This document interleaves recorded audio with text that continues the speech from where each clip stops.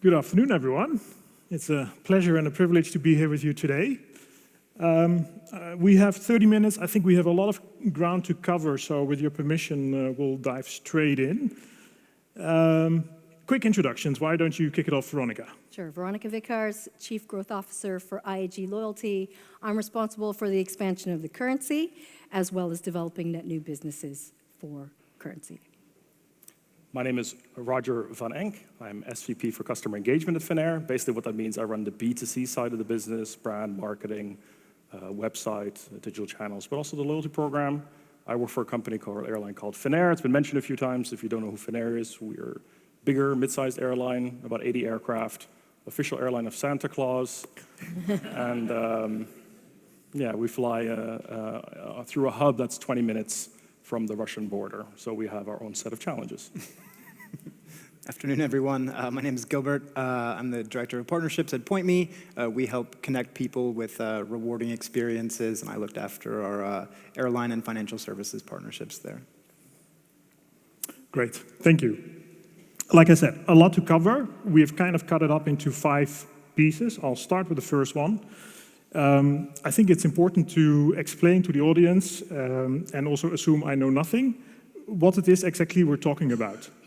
So, because in the loyalty space, there are so many points, deals, conversions, one-way, two-way, it is confusing.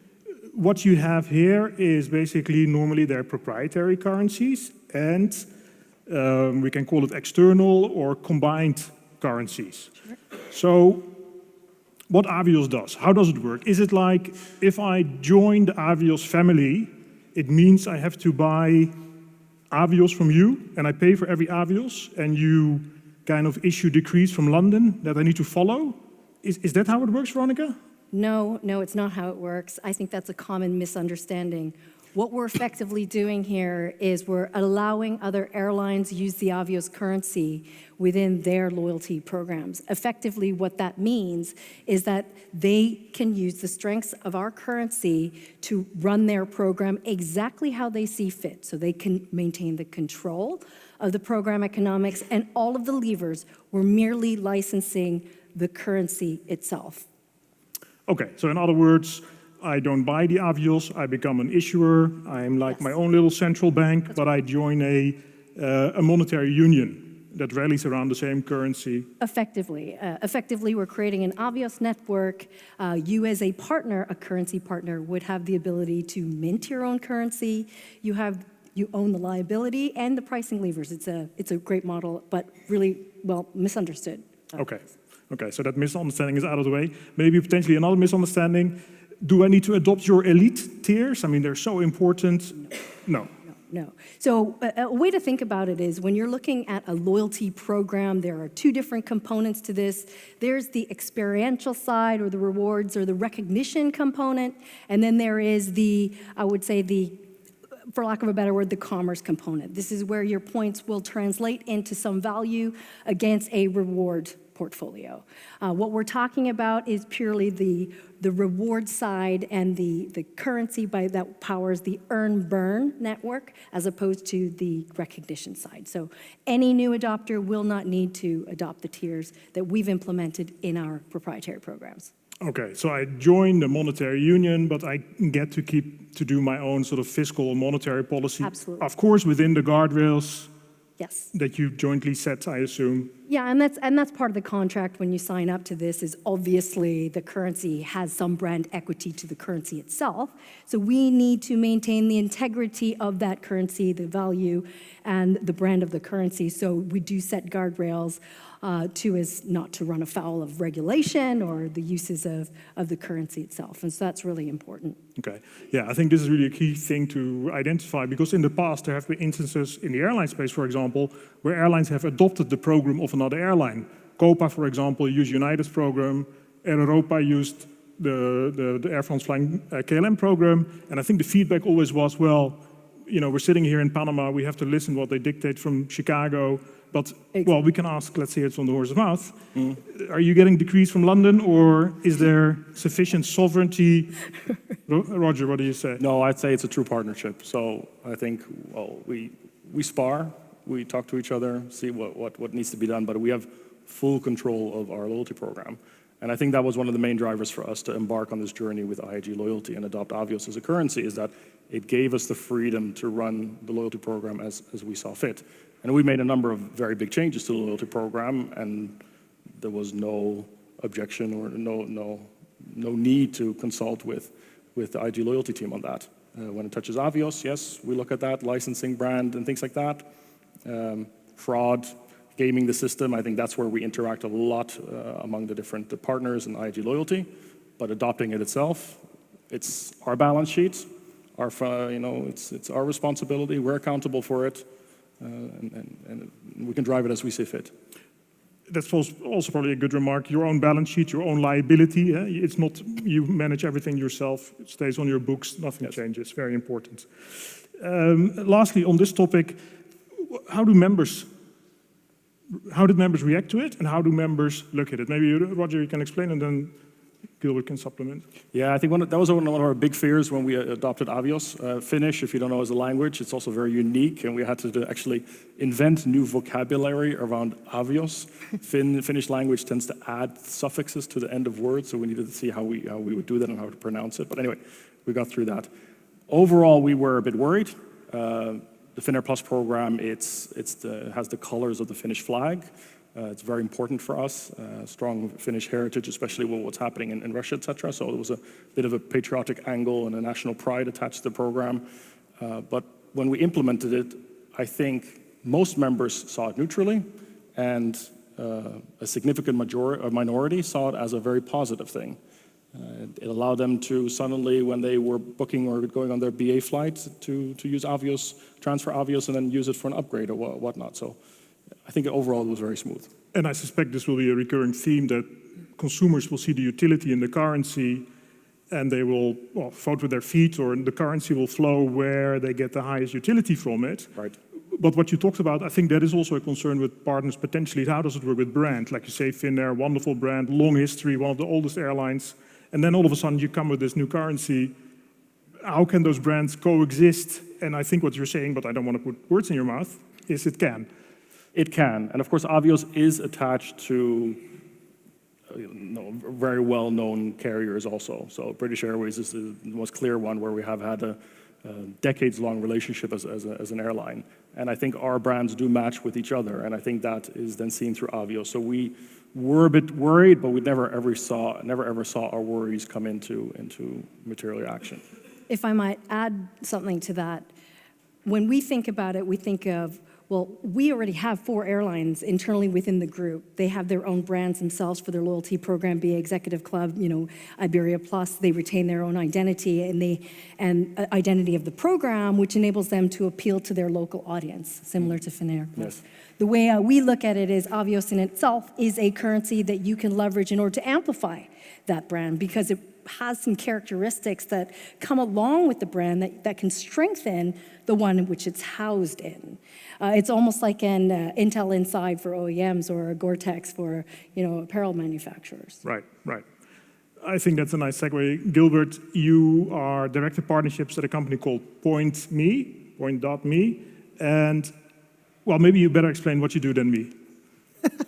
I think, in regards to this conversation, it's what's amazing about consolidated currency to me, from the member perspective, is that it creates good outcomes for our customers. We are representing the general public who are interested in rewards. We think that there's much higher room for participation within loyalty. We have some figures around the number of, let's say, Americans who have credit card points, which could become a currency. They've been reluctant to move them historically because they don't understand the power of it. But when you have this network of a growing number of airlines, the outcomes are better. Even if that initially intended thing doesn't work out, there's all these other airlines within the group that, you can move the currency across. And so from our perspective, we love to see the positivity that it creates and the outcomes and the engagement from the consumer. Right.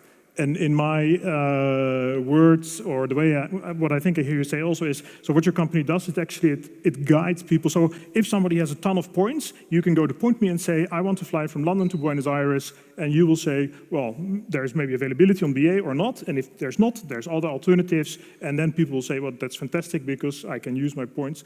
And do you think that's a fair comparison to this currency consolidation, effectively where I bring together all these currencies and I can take my avios from Finnair and go on BA or Qatar and you remove all the friction? It's basically similar to what you're doing.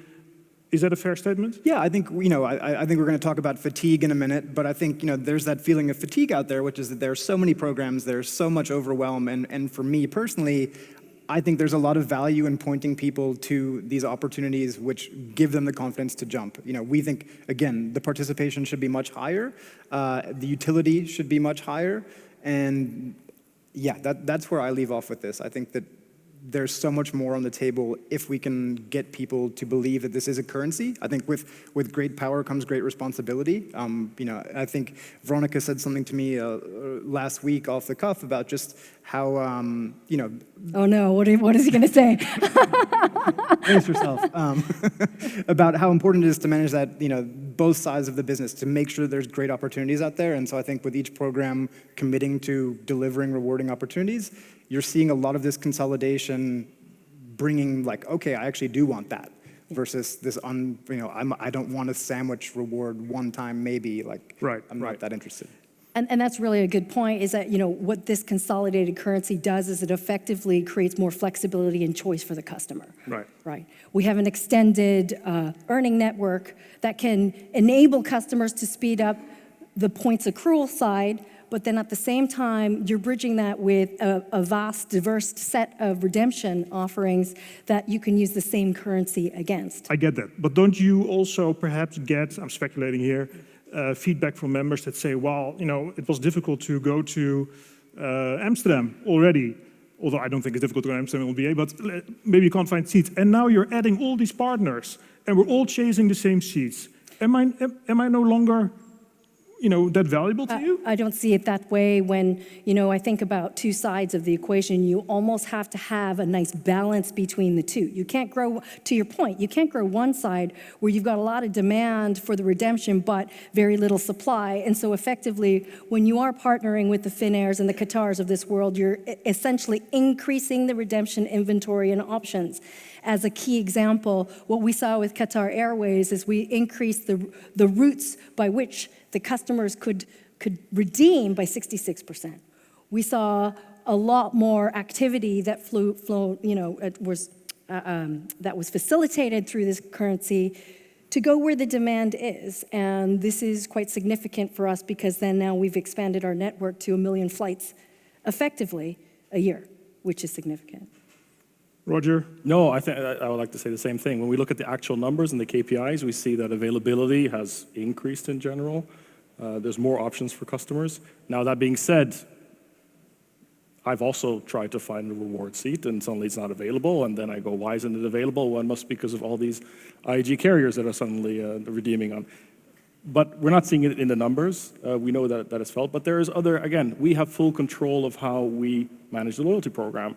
So our platinum members, which is like the creme de la creme, have a different availability than a gold member for us or a silver member. So there's a lot of control within your own program to still make sure that your top customers have the right benefits, right availability. So at the end of the day, not all customers are created equal. You still give preferential access to your high-value members, and that makes total sense. Yeah, and that's across One World. So a One World Emerald member will have great benefits across, and that will be different than a Ruby member, for example. So there. One interesting statistic that was published in the white paper that was mentioned earlier, so 2/3 or 67% of consumers say that they would like to pool or consolidate their currency, assumingly because it will enhance their earning velocity and they will, and therefore they will get greater redeeming velocity or purchasing power. And 4 out of 10 actually also say that if you offer that to them, their loyalty would increase. So either they will pay more or share of wallet, which if you think about it, if you consider that against the backdrop of the size of loyalty currencies, which we did some research, by our estimates, loyalty currencies would actually be the third largest foreign reserve currency in the world after the US dollar and the euro. So there's actually more loyalty points outstanding than pound sterling held in foreign reserve currency, which is an astounding number, but it's of course completely fragmented.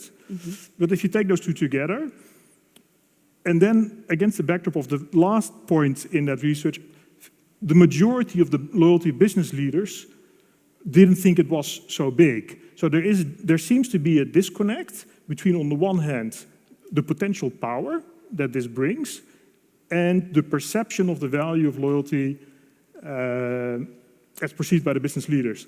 I think maybe that's a very long story, but maybe that's a good segue for Rogier to talk about when this opportunity was brought to Finnair. Can you talk a little bit around the process? I mean, you have such a wonderful airline, wonderful airport, you have the ability to innovate. One of the business class product that you have is, if not the best, one of the best in the world. That I think was a proprietary invention. Right. And then all of a sudden you need to borrow somebody else's currency. What was kind of the reaction in the boardroom when that was first mentioned? Yes, I'll give you a glass of free wine after this for your compliments. But no, so we are, again, mid-size. So we often describe ourselves as big enough to do big things, but small enough to do them faster than others. We try to be very much on the innovation side. There's many areas that we try to be innovative. We don't want to be a leader in all different aspects of what we do, but there's a few that we want to pick. But we had an internal discussion when this was pitched to us by IAG Loyalty that, hey, this is an option and we want to bring more carriers into this around the time of Qatar, or maybe just before Qatar joining. And we said, will this work for our customers? And then the second question is, will this be beneficial for us as a company? And funny enough, for both questions, the answer was yes. We would provide more options for customers and also more, it would generate more revenue for us, and I think also lead to cost reduction for us. So we felt the brand fit our brand. We felt this was good for customers. We've been working with One World and the IAG carriers for many, many years. As a carrier our size, we tend to be what's called a net receiver. So it means we benefit almost more of joining an alliance than we contribute. That's something we do. So smaller partners, you will benefit more than maybe a bigger partner would. And so, but it was still a leap of faith. Difficult to make the business case work. Evert, you worked with us with some of the business case stuff, very sensitive to the assumptions. But we said this strategically makes sense to us, and we embarked on the journey, and we have not looked back. Everything that we thought this would achieve, we were able to achieve. And can you talk about the reaction you got from your partners when you said, well, we know that you've been buying Finnair Plus points for maybe very long, but now we're going to change gear. How do people react to that? I think most were thinking, another legal document to review. But overall, it was well received. I think we had one or two discussions with a partner that was a little bit more escalatory than why would we want to do this, and this doesn't fit maybe with their brand. But all in all, 100% of our partners jumped on board and are now either you can earn points through them or even redeem points through them.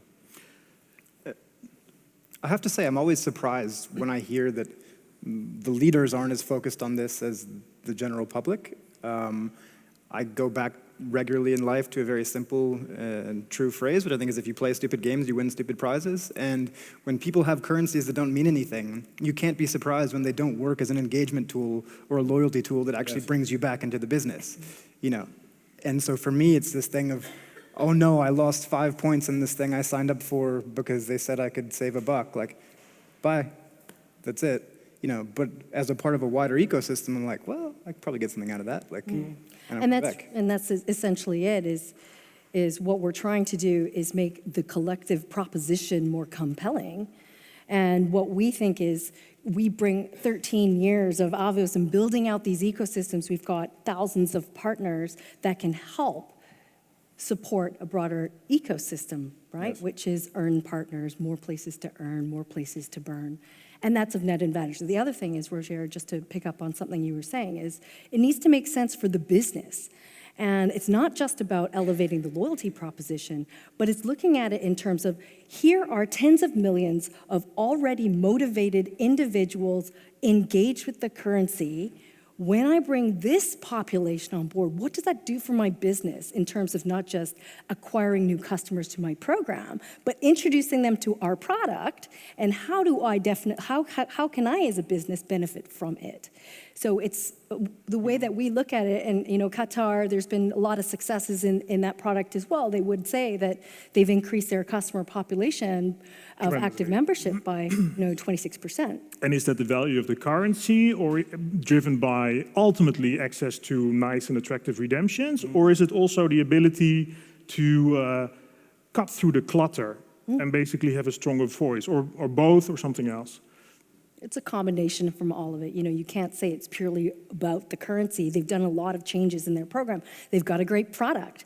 They can help our customers go east, and this is where our network doesn't go. So there's a complementary redemption. So I would say that you can't just point strictly to the currency, but it certainly did accelerate it. And when we talk to our partners, and a couple of them are here, that's what essentially they're trying to do. They're an early program, they're a small size program. How can they boost their program and accelerate growth? And that's really to tap into a pool of a population that will naturally feed into their network. Right. And is it fair to say, this is a bit of a leading question, but I'll do it anyway, and Roger, I think you want to say something also, but that the currency acts like the glue between the partners and actually puts the partnership at a different level. So it's a very different relationship once you share a currency versus being conventional partners. Absolutely. Yeah, 100% agree. It's like the monetary union of the euro. It's the same thing. You need to work together. It's painful at times, but it hasn't been that painful.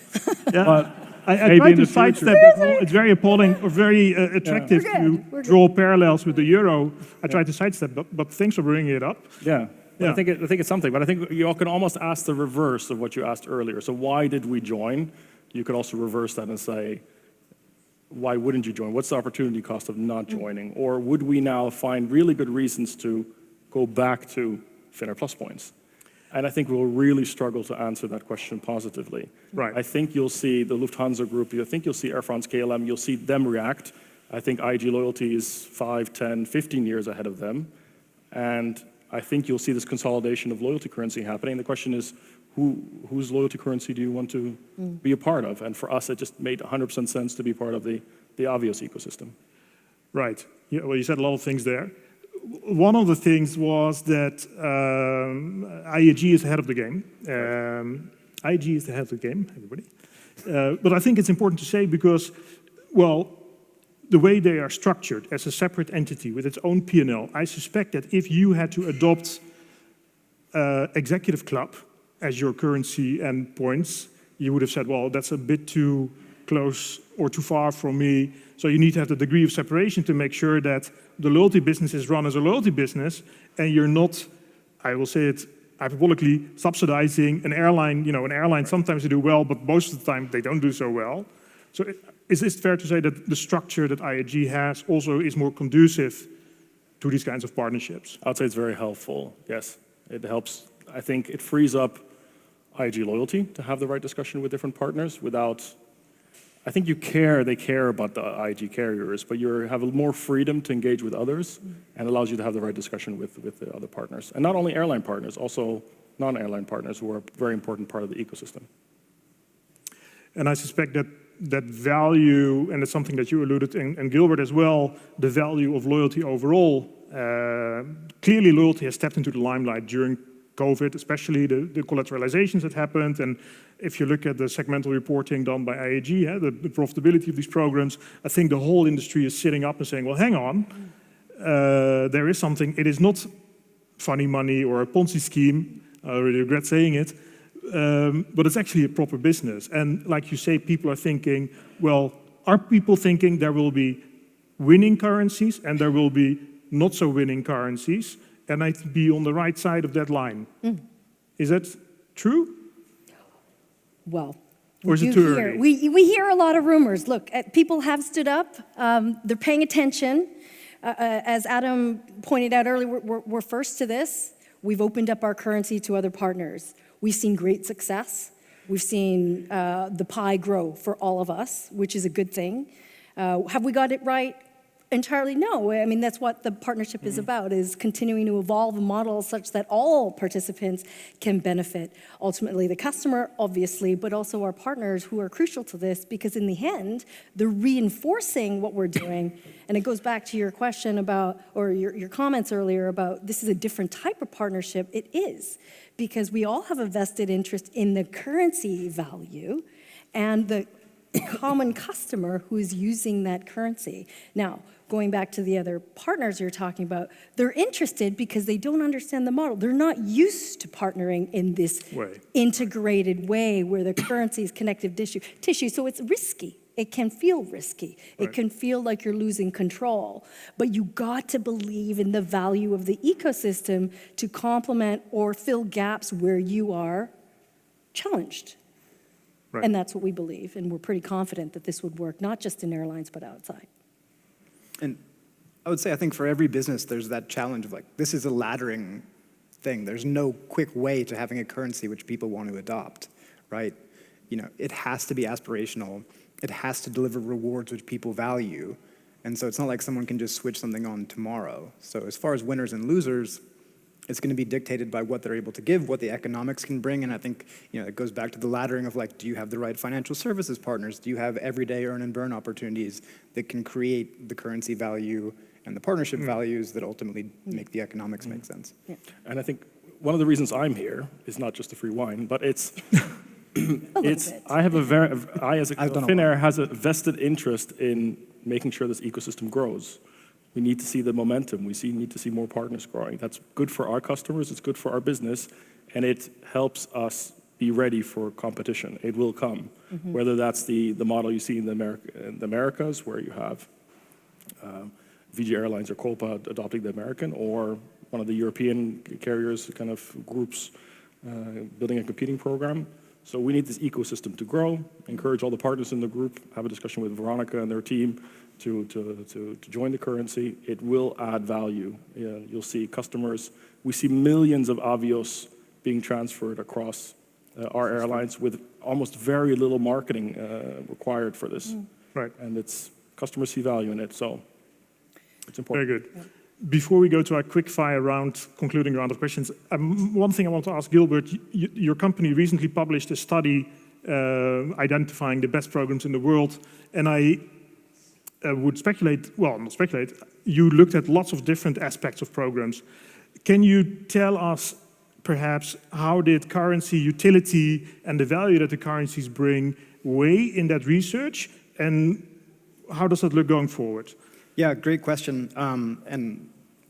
These programs fared very well overall. I think really it came down to the affordability of great rewards. That was a huge factor. We used statistics around income and average spend every month. How can somebody put that spend to work to receive something that they would like and value in return?